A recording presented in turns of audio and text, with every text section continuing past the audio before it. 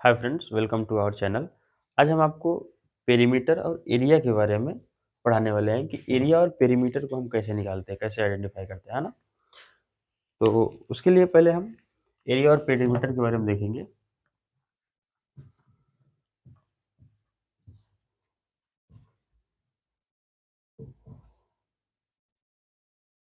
Area and perimeter, ठीक है। Perimeter क्या होता है?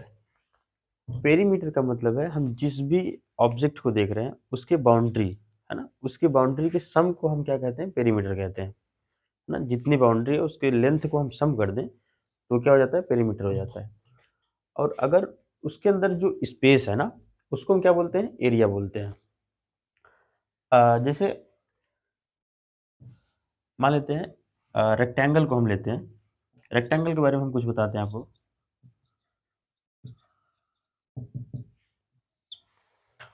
देखिए, रेक्टेंगल कैसे बनता है? ये कुछ है रेक्टेंगल, ठीक है। मान लेते हैं इसकी जो लंबाई है, इसके लेंथ को हम क्या बोलते हैं? एल ले लेते हैं। और ये क्या होता है? लेंथ होता है ना। और इसको हम क्या बोलते हैं? ब्रेथ। ये है लेंथ और ये है ब्रेथ।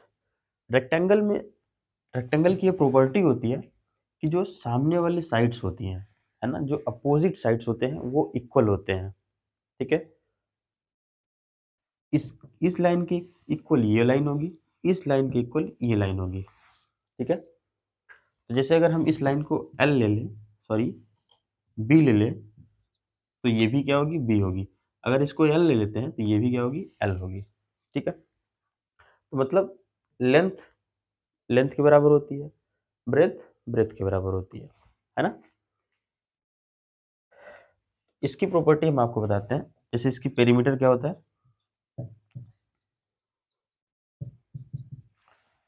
देखिए,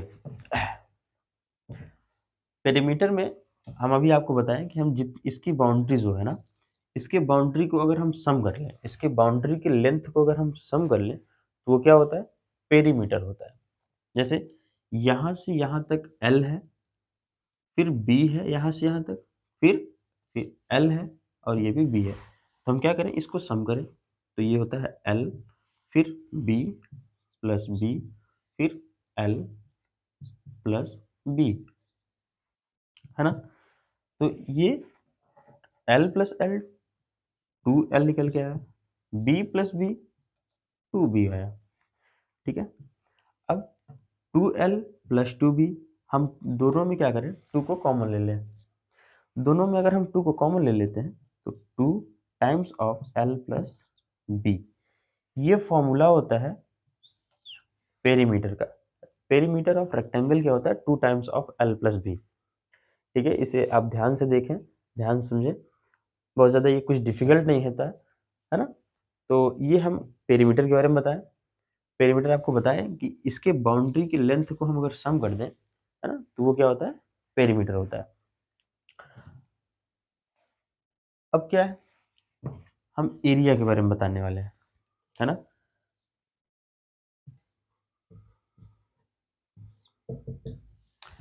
अब एरिया क्या होता है? अभी हम ये देखें कि ये क्लोज फिगर था, क्लोज फिगर की हम बाउंड्री को हम सम किए तो वो क्या हुआ? पेरीमीटर हुआ। अब जब ये क्लोज फिगर है तो इसके अंदर स्पेस भी तो है ना। तो ये स्पेस जो, इस स्पेस को हम क्या बोलते हैं? एरिया बोलते हैं, है ना, जितना स्पेस जगह है। तो हम इसको कैसे निकालते हैं? लेंथ और ब्रेथ के प्रोडक्ट को ही एरिया कहते हैं इसमें। मतलब हम एल इंटू बी कर लें, है ना। लेंथ और ब्रेथ को अगर मल्टीप्लाई करते हैं तो ये एरिया निकल जाती है। ये क्यों होता है? अब ये देखिए, जैसे मान लेते हैं 1 मीटर हम लेंथ को लिए, है ना, तो ये कुछ यहाँ तक आया।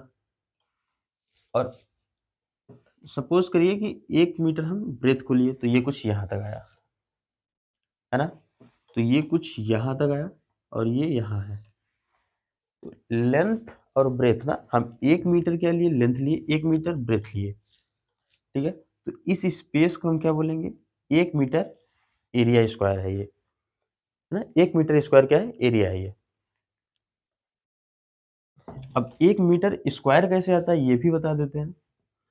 जैसे मान लीजिए हम लेंथ को क्या बोले कि 1 मीटर लिए, ब्रेथ को क्या बोले 1 मीटर लिए, तो 1 मीटर, ये मान लेते हैं, एक एग्जांपल लेते हैं कि 1 मीटर हम क्या लिए, 1 इंटू मीटर, 1 मीटर लेंथ लिए और ब्रेथ लिए, है ना। तो 1 इंटू 1 क्या आ जाएगा, 1, 1 1 जा 1, m इंटू एम, ये क्या हो जाएगा, m इंटू एम। जब बेस सेम होती है, हम आपको बताए हैं सिंप्लीफिकेशन वाले लेसन में कि अगर बेस सेम हो और सेम बेस को मल्टीप्लाई करते हैं तो इनकी पावर क्या होती है, ऐड हो जाती है आपस में। तो अभी इस पे पावर, कुछ बच्चे कहते हैं कि इस पे पावर नहीं है ना, जो मतलब नहीं जानते हैं, सबकी बात हम नहीं कर रहे हैं, जो नहीं जानते वो कहते हैं इस पे पावर नहीं। तो जिस पे पावर नहीं होता है हम ये मानते हैं कि उस पे 1 पावर है, ठीक है।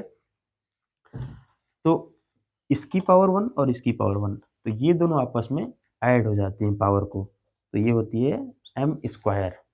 तो 1 मीटर स्क्वायर यूनिट इस तरीके से कुछ इसकी मीटर स्क्वायर बन जाती है, ठीक है। तो ये क्या थी, हम 1 मीटर, और ये भी क्या था 1 मीटर, तो 1 मीटर स्क्वायर, अब इसकी जगह क्या है, 1 मीटर स्क्वायर है, ठीक है। अब इसी तरीके से आपको पूरा निकालना है, तो आप पूरे लेंथ को लेंगे और पूरे ब्रेथ को लेंगे और मल्टीप्लाई कर देंगे, तो इस तरीके से आपका एरिया निकल जाएगा।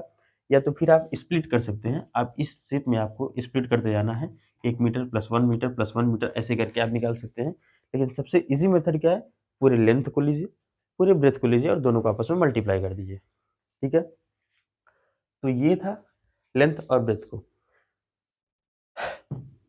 लेंथ और ब्रेथ समझ में आया। और एक होता है अपोजिट वर्टेक्स को अगर हम ज्वाइन करें तो इसको हम बोलते हैं डायगोनल, जिसको हम रिप्रेजेंट करते हैं डी से, ठीक है। तो इसको क्या बोलते हैं, डायगोनल। अब हम आपको डायगोनल का एक फॉर्मूला बता देते हैं।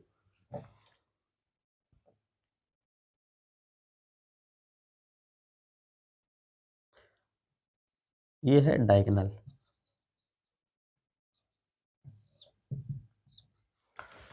डायगोनल का फॉर्मूला क्या होता है, root L square plus B square. जैसे आपको लेंथ पता हो, ब्रेथ पता हो, तो लेंथ और ब्रेथ अगर पता है तो इसका फॉर्मूला डायगोनल, मतलब इस लाइन को निकालने का फॉर्मूला है root over L square plus B square. इससे आपका क्या निकलने वाला है, डायगोनल निकलने वाला है, ठीक है। तो ये हम आपको रेक्टेंगल के बारे में बता दिए हैं। तो इसके बाद हम कुछ एग्जांपल देखेंगे रेक्टेंगल्स का। इसके पहले हम कुछ अभी और पिक्चर्स के बारे में देखने वाले हैं, जैसे स्क्वायर है, सर्कल है ना, सारे क्वाड्रिलेटरल्स के बारे में भी देखेंगे, रोम्बस, पैरेललोग्राम जो भी आते हैं। तो पहले हम उनको देखेंगे, उसके बाद सारे एग्जांपल्स को हम सॉल्व करते हैं। तो जैसे अब इसके बाद हम स्क्वायर ले लेते हैं।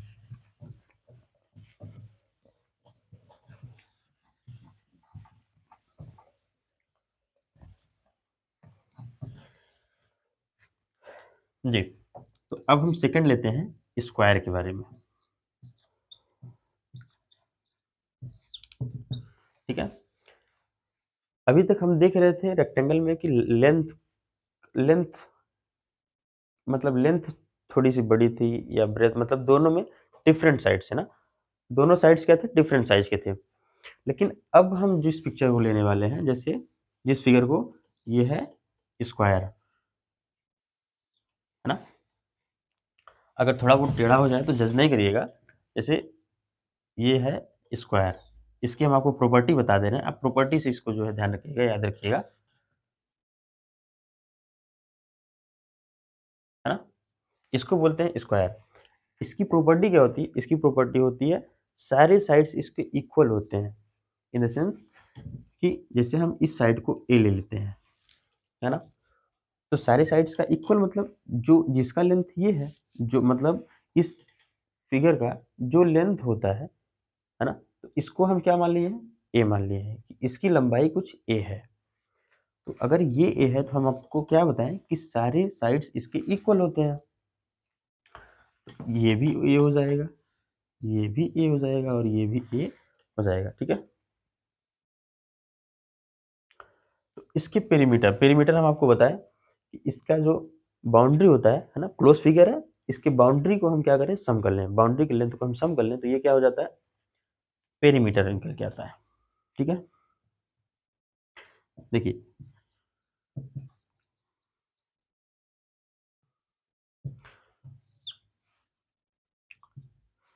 पेरीमीटर क्या है, ए plus A plus A plus ए, मतलब ए plus A plus A plus ए, सारे साइड्स को हम सम कर लें तो ये क्या हो जाएगा, पेरीमीटर हो जाएगा। तो ए plus A plus A plus ए, है ना।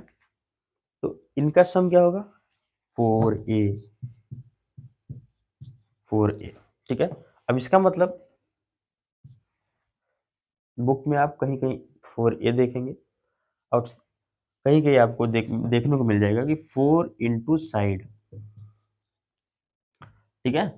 तो 4 इंटू साइड का मतलब क्या होगा, ए जो है वो साइड ही तो है ना। तो 4 इंटू साइड या 4a कर देंगे तो बात सेम है, ठीक है। तो ये हुआ पेरीमीटर। इसके बाद हम देखेंगे एरिया।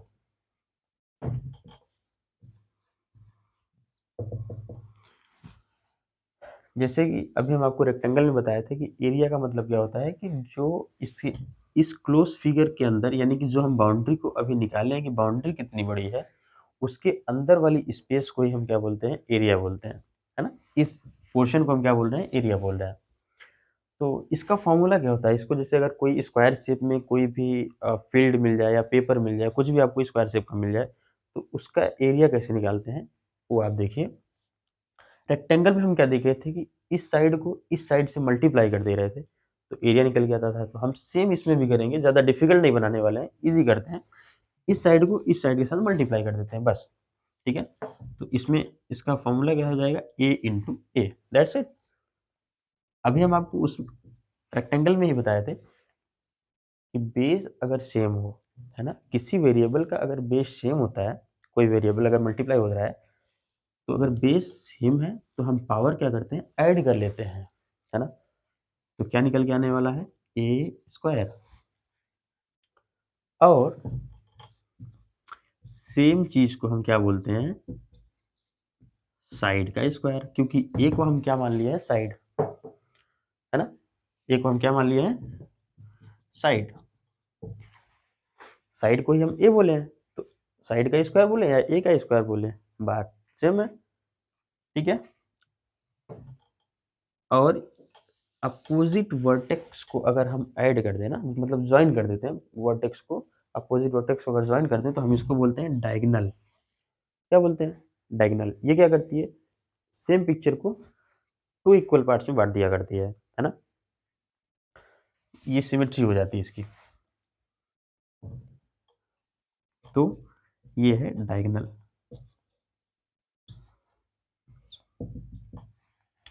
डायगोनल का फॉर्मूला बहुत इजी है, ज़्यादा डिफिकल्ट नहीं है। तो ए रूट टू, ठीक है। ए रूट टू क्या है, स्क्वायर के डायगोनल का फॉर्मूला। मतलब आपको ए क्या है, साइड। अगर आपको साइड पता है तो आप क्या करेंगे, उसमें ए रूट टू से मल्टीप्लाई कर दें तो इसका डायगोनल निकल जाएगा, ठीक है। बाकी एग्जाम्पल हम अभी थोड़ी देर में एग्जाम्पल सारे सारे फिगर को बता लेते हैं, फिर आपको हम एग्जाम्पल बताते हैं सारी चीज़ों का, ठीक है। हाँ, एक चीज़ अभी रह गई कि अगर जैसे इसको हम एरिया बता रहे थे जो, इसको भी हम थोड़ा समझा देते हैं। जैसे मान लेते हैं कि 1 मीटर इसको लिए, है ना, 1 मीटर मान लेते हैं इसको ले लिए, और 1 मीटर इसको लिए मतलब इस साइड को, और 1 मीटर इसको हम अगर ले लेते हैं तो इसका मतलब क्या हुआ, हम अगर हाइट को लेते हैं 1 मीटर तो इसको हम ऐसे कुछ करेंगे, 1 मीटर हुआ। और अगर इसको हम 1 मीटर ले रहे हैं तो इसका मतलब ये भी इसके इक्वल होगा, 1 मीटर ये और 1 मीटर ये, तो ये क्या हो जाएगी, एरिया। हम एक एग्जांपल के लिए बस बताएं आपको, है ना। तो ये क्या हो जाएगी 1 मीटर इंटू 1 मीटर, तो ये क्या होने वाली है 1 मीटर स्क्वायर। मीटर मीटर आपस में मल्टीप्लाई होकर मीटर स्क्वायर बन जाते हैं, ठीक है। तो अब हम स्क्वायर के बारे में देख लिए। अब हम आपको बताने वाले हैं पैरेललोग्राम के बारे में।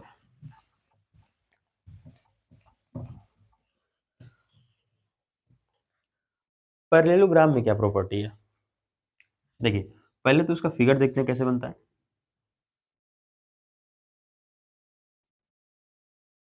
ये है पैरेललोग्राम। पैरेललोग्राम रेक्टेंगल से ही बना है, बस इस साइड को थोड़ा सा स्लोप में मतलब स्लैंट हाइट की तरह बना दिया जाता है। तो जैसे इसको हम लेंथ बोल रहे थे, उसी तरीके इसको हम क्या बोलेंगे ब्रेथ बोलेंगे, ठीक है। अब इसकी पेरीमीटर कैसे निकलती है, इसकी पेरीमीटर भी है ना, पहले ये है क्या हम आपको बता देते हैं।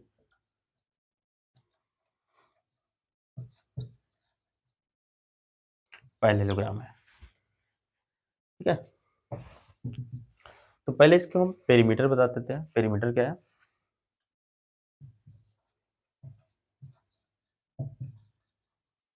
पेरीमीटर पेरीमीटर सेम रेक्टेंगल की तरह है, इसमें बहुत ज़्यादा डिफिकल्ट नहीं बनाने वाले हैं। जैसे हम आपको बता रहे हैं कि बहुत इजी वे में हम आपको बताएंगे। जिस तरीके से हम रेक्टेंगल में देखें कि हम एल, अगर ये एल है तो ये भी एल है, ये बी है तो ये भी बी है, लेकिन डिफरेंट थोड़ा सा क्या है रेक्टेंगल में, रेक्टेंगल से डिफरेंट क्या है इसमें कि इसकी जो सारे अपोजिट साइड्स जो हैं, जो अपोजिट साइड्स हैं ये पैरेलल है आपस में, है ना। ये साइड इस साइड के पैरेलल होगी, ये साइड इस साइड के पैरेलल होगी, इक्वल भी होगी, है ना। जैसे हम रेक्टेंगल में देख रहे थे कि इक्वल भी है, तो ये क्या है पैरेलल, इसमें बताया जाता है कि पैरेलल्स होती हैं, ठीक है। तो अगर ये एल है तो ये भी एल है और ये भी बी है, ठीक है। तो उसी तरीके से इसका जो पेरीमीटर का फॉर्मूला है वो निकल के आता है, जैसे हम बताए थे आपको कि L plus B plus L plus B, that means 2 times of L plus 2 times of B, 2 times of L plus B, that's it, है ना। तो ये क्या हो जाता है पेरीमीटर। अब हम देखते हैं एरिया के बारे में, है ना।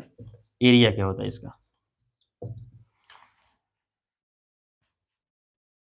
एरिया निकालने के लिए हम क्या करते हैं, इसमें एक हाइट बनाते हैं।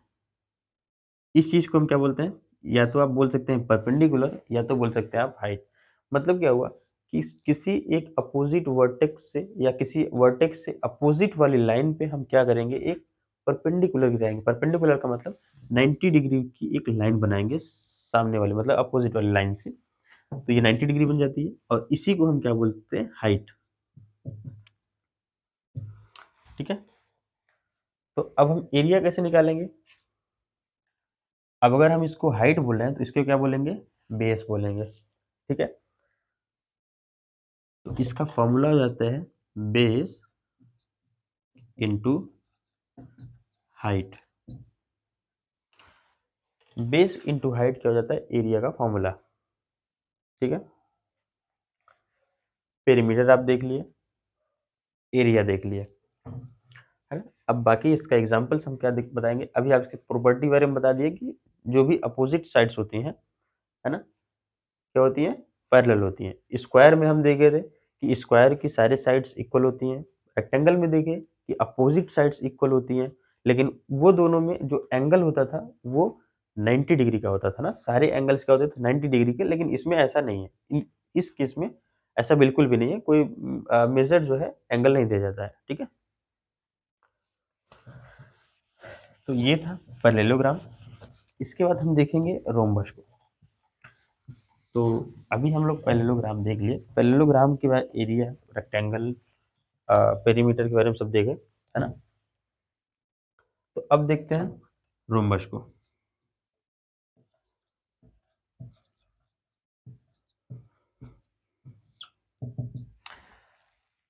रोम्बस के बारे में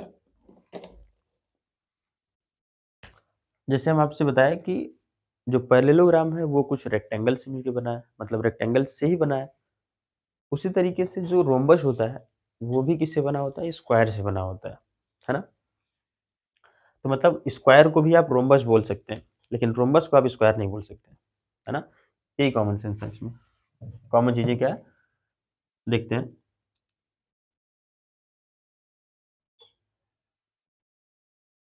देखिए, इसके सारे साइड्स इक्वल होते हैं, बस थोड़ा सा क्या होता है, डिफरेंट क्या है इसमें, ये जो लाइन होती है ये थोड़ी सी तिरछी होती है ना, थोड़ी सी टेढ़ी होती है, थोड़ी सी बेंट होती है, बट इसके सारे साइड्स क्या होते हैं? सेम होते हैं, मतलब इक्वल होते हैं। तो ए, अगर ये साइड इसको हम ए मान लिए तो इसको भी क्या मानेंगे? ए मानेंगे, इसको भी क्या मानेंगे? ए मानेंगे, और ये भी ए, मतलब सारे साइड्स इक्वल होती हैं। ठीक है, तो इसका हम अब पेरीमीटर देख लेते हैं, है ना, क्योंकि हम पेरीमीटर और एरिया ही अभी देखने आए हैं। उसके बाद इसके सारे क्वेश्चंस हम इन सभी को फिगर्स के सारे फिगर्स को हम जान लेंगे अच्छे तरीके से, सारे फिगर्स के एरिया, पेरीमीटर के बारे में, तो हम इसके बाद क्वेश्चंस को सॉल्व करेंगे। तो अभी हम पेरीमीटर के बारे में देखते हैं।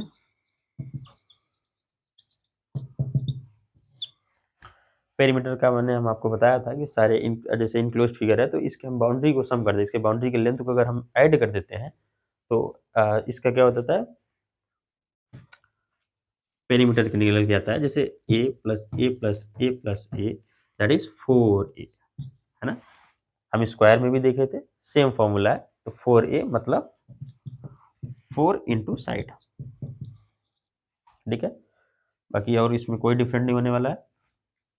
जिस तरीके से इसका पेरीमीटर होता है उसी तरीके से स्क्वायर का पेरीमीटर होता है, और एरिया भी एग्जैक्टली सेम होने वाली है। जैसे, है ना, एरिया क्या हो जाएगी? ए स्क्वायर, मतलब इसको आप लिख सकते हैं ए इंटू ए स्क्वायर, और इसको साइड इंटू साइड भी बोलते हैं, और साइड स्क्वायर, साइड स्क्वायर भी बोलते हैं, ठीक है। तो ये इसका फॉर्मूला है। रोम्बस का पेरीमीटर क्या है? 4 इंटू साइड। रोम्बस का एरिया क्या है? ए इंटू ए, मतलब साइड इंटू साइड, साइड का स्क्वायर, ठीक है। तो ये हुआ रोम्बस। अभी तक हम लोगों ने देखा कि रेक्टेंगल की सारी प्रॉपर्टीज को देखें, स्क्वायर की प्रॉपर्टी को देखें, और पैरेललोग्राम के बारे में देखें, ठीक है। अब हम देखने वाले हैं सर्कल को। फिफ्थ क्या है? सर्कल।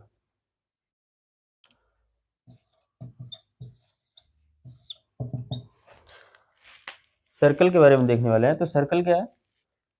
सर्कल एक क्लोज्ड कर्व फिगर है ना। इसके बीच में, इसको हम क्या बोलते हैं? इस पॉइंट को सेंटर बोलते हैं, ठीक है। अभी तक हम लोगों ने ये देखा है कि जितने फिगर थे सभी लाइन से बन रहे थे, है ना। लाइन से, लाइन मतलब उनके साइड्स क्या होती थी? लाइन से बनी होती थी। लेकिन इस केस में, सर्कल के केस में नहीं है। क्यों? क्योंकि ये कर्व से बना है ना। क्लोज फिगर ये भी है, क्लोज फिगर वो भी थे, है ना, इनक्लोज फिगर थे, लेकिन ये क्या है? कर्व से बना है। तो इनमें यही डिफरेंट है कि हम उनकी बाउंड्री को पेरीमीटर बोलते थे और इसकी बाउंड्री को हम सरकमफेरेंस बोलते हैं, ठीक है। तो देखिए, पहले हम इसके बारे में बता देते हैं। ये है सेंटर, और सेंटर से सरकमफेरेंस तक की दूरी, इसको क्या बोलते हैं? इसके बाउंड्री को हम सरकमफेरेंस बोलते हैं। तो सेंटर से सरकमफेरेंस तक की दूरी को हम रेडियस बोलते हैं, ठीक है। इसको हम कुछ आर से डिनोट करते हैं। तो जिस तरीके से यहाँ से ये दूरी इक्वल होती है ना, किसके इक्वल होगी? सामने, सेंटर से सरकमफेरेंस की दूरी जितनी यहाँ होगी उतना सेम यहाँ पे होगी, तो इसको भी हम क्या बोलेंगे? रेडियस। और इसको भी क्या डिनोट करेंगे? आर से। और हम यहाँ से यहाँ तक को हम क्या बोलते हैं? डायगोनल, सॉरी, डायमीटर बोलते हैं, है ना। क्या बोलते हैं? डायमीटर। डायमीटर का मतलब क्या भी आपको पता है? यहाँ से यहाँ तक, मतलब आर, प्लस आर। तो आर प्लस आर क्या बना? डायमीटर, मतलब 2r, ये हुआ डायमीटर। उसी तरीके से अगर आपको डायमीटर दिया है ना, तो आप रेडियस निकाल सकते हैं। और रेडियस दिया है तो डायमीटर कैसे? जैसे यहाँ पे हम मान लेते हैं इसको, यहाँ से यहाँ तक को हम क्या मान लेते हैं? पूरा d, मतलब डायमीटर। तो d is equals to, if 2r है ना, अगर d इक्वल्स टू 2r है तो r की वैल्यू क्या हो जाएगी? सिंपल, ये मल्टीप्लाई में 2 क्या मल्टीप्लाई में है, तो यहाँ आएगा तो क्या हो जाएगा? डिवाइड में, इक्वल्स टू r। रेडियस आप ऐसे निकाल सकते हैं अगर रेडियस और डायमीटर दिया है तो, ठीक है। अब इसका सरकमफ्रेंस हम देखते हैं कि सरकमफ्रेंस कैसे निकाल लेते हैं, है ना। तो देखिए,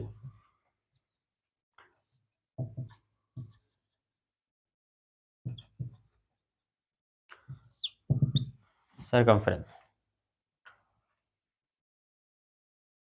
अगर आपको r पता है, मतलब रेडियस पता है, तो इसका फॉर्मूला हो जाएगा कुछ, यहाँ पे स्पेस कम है तो हम यहाँ पे लिख देते हैं 2 पाई r।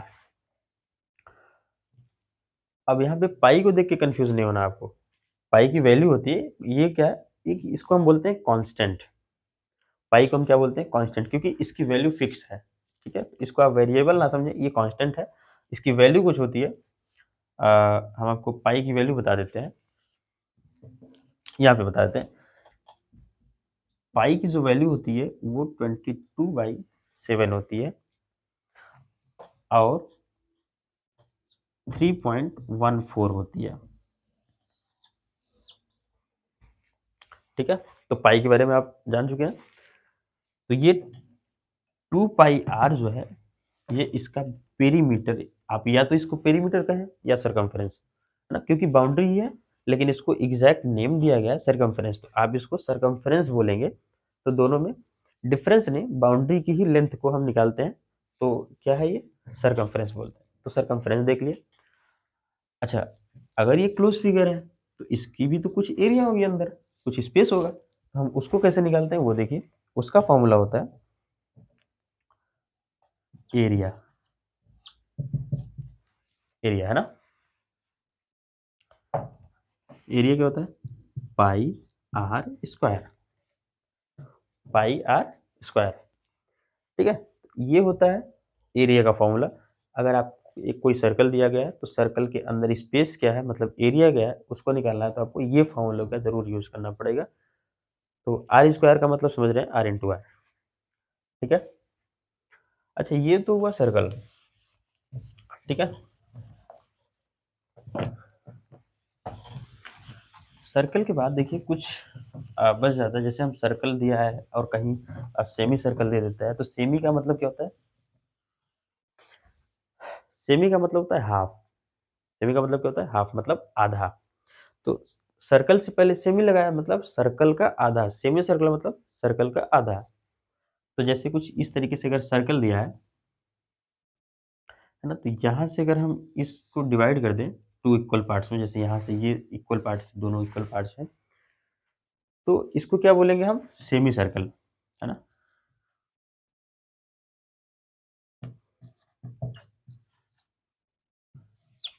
सेमी सर्कल बोलते हैं, ठीक है। अब देखिए, यहाँ से यहाँ तक जो ये लेंथ है, इसको हम क्या बोलते हैं? डायमीटर, मतलब r प्लस आर। और जो ये है, ये इस पाई आर, हम अभी क्या बताए थे? 2 पाई आर, है ना।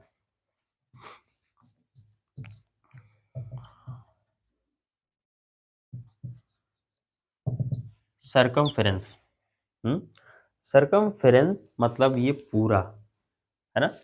पूरा मतलब जो कर्व पार्ट है, जो जैसे जो कर्व से बना है, इसको हम बोलते हैं सरकमफेरेंस, है ना।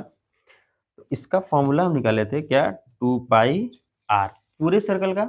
और अगर सेमी सर्कल का निकालना है तो मतलब आधा, आधा का मतलब 2 इक्वल पार्ट्स में बट गया है, तो हम क्या करें? 2 से इसको डिवाइड कर दें, है ना। तो ये 2 से 2 कट जाता है, तो इसका फॉर्मूला क्या निकल के आता है? Pi are. ये है सरकमफ्रेंस, मतलब सेमी सर्कल के सरकमफ्रेंस को निकालना है तो आपको पाई आर की वैल्यू पता करनी पड़ेगी, ठीक है। उसी तरीके से अच्छा, एक एक मिनट, ये पाई आर क्या है? अभी ये कर्व वाली वैल्यू है ना? तो ये है पाई आर, मतलब कर्व वाली। क्यों? क्योंकि 2 पाई आर मतलब पूरा सर्कल, और पाई आर मतलब आधा सर्कल का सर्कमफेरेंस। तो अगर हम इसको अलग से बनाएं, जैसे अगर हम इसको इरेज करें, तो अब आपको क्या दिख रहा है? ये कर्व वाला पोर्शन प्लस ये लाइन वाला पोर्शन, लाइन भी तो है इसमें, तो ये क्या है? R plus R. इसमें हम क्या ऐड करेंगे?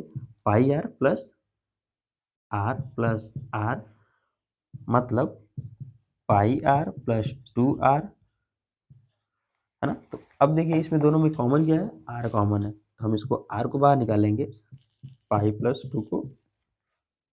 एग्जैक्ट फॉर्मूला ये है, ठीक है जी।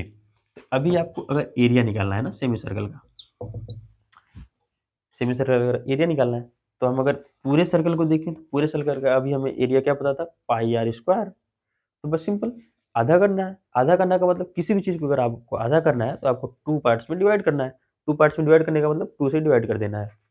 तो ये हो जाएगा पाई आर स्क्वायर पूरे सर्कल का एरिया, और अगर हम 2 से इसको डिवाइड कर दें तो ये हो जाएगा सेमी सर्कल का एरिया, मतलब पाई आर स्क्वायर बाई 2। ठीक है?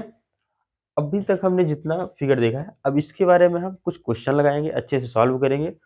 उसके बाद फिर नेक्स्ट चैप्टर पे चलते हैं, है ना? लेकिन पहले उसके पहले हम अच्छे से पूरी सब एक-एक क्वेश्चन को हम इसके सॉल्व करने वाले हैं। तो बिल्कुल अभी आप जो है डाउट ना रहे आपके मन में, इसलिए हम पूरे सॉल्व कराएँगे अच्छे से क्वेश्चन। और जो भी आपके क्वेश्चन होंगे तो आप हमें कमेंट बॉक्स में सेंड कर सकते हैं। तो हम आपकी पूरी मतलब पूरे आपको डाउट का जो है सॉल्यूशन सेंड करने की पूरी कोशिश करेंगे हम, ठीक है? तो अभी यहाँ तक। उसके बाद एग्ज़ाम्पल्स जो होंगे, जो भी एग्ज़ाम्पल्स या क्वेश्चन्स होंगे, वो हम आगे नेक्स्ट वीडियो में आपको मिलेगा। तो अभी यहीं तक, ठीक है?